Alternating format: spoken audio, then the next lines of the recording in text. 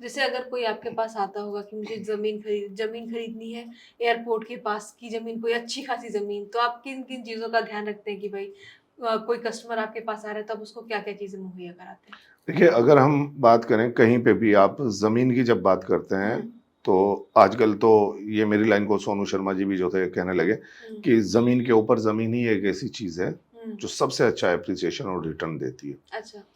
और यहाँ पे अगर आप पूरी दुनिया में कहीं भी हुँ, ज़मीन की बात करें, हुँ, ज़मीन से ज़्यादा एप्रिसिएशन मेरे ख़्याल से कोई चीज़ नहीं देती। हुँ, चाहे वो गोल्ड हो, एफडी हो, कुछ हुँ, भी हो।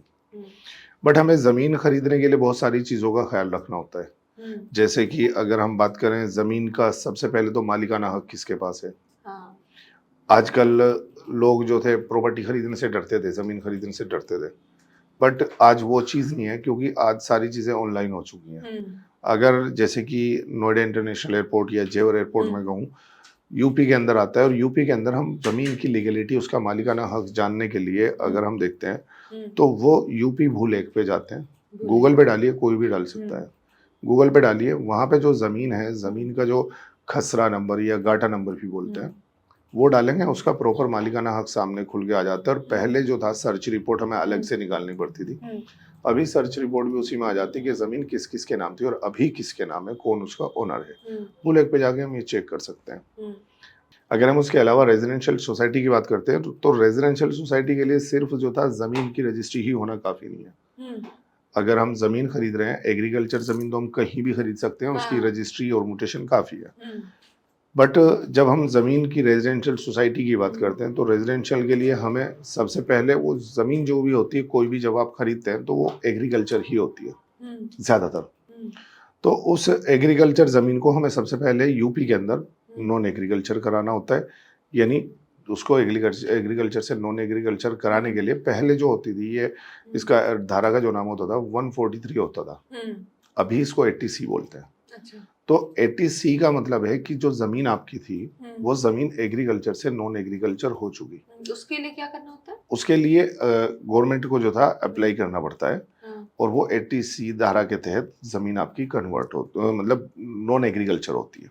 ओके, बट यहाँ पे प्रोसेस 2 प्रोसेस होते हैं। हुँ, अगर आपने पहले 80C कराया, 80C कराने के बाद आपकी ज़मीन नॉन एग्रीकल्चर हो गई, हुँ, अभी वो रेज़िडेंशियल, कमर्शियल, इंडस्ट्रियल नहीं हुई। हुँ, 80C क्या होता है, कुछ साल के लिए, लिमिटेड टाइम के लिए गवर्नमेंट करती है। हुँ, अगर आपने उस टाइम के अंदर हुँ, अपनी ज़मीन को ये शो नहीं किया कि वो रेज़िडेंशियल है, कमर्शियल है, इंडस्ट्रियल है, क्या है, उसको कन्वर्ट नहीं कराई आगे, तो वो वापस एग्रीकल्चर हो जाती है। अच्छा, और ऐसे बहुत सारे आपने देखे होंगे केसेस के लोगों की सोसाइटी बनी हुई, लोग रह रहे हाँ, हैं, रहने के बाद बुलडोज़र चला है। हुँ, लोग कहते हैं कि जी हमारे पास तो 80C था। हुँ, 80C प्रॉपर पूरा कन्वर्सन नहीं है, हुँ, ये आधा प्रोसेस है। हुँ, और जो ज़मीन की टाइप है, कि ज़मीन जो थी हमारी एग्रीकल्चर है, रेज़िडेंशियल है, कमर्शियल है, हुँ, इंडस्ट्रियल है, क्या है, उसको जानने के लिए हमें जाना पड़ता है ई-खसरा पे। अच्छा, गवर्नमेंट की वेबसाइट है हुँ, ई-खसरा।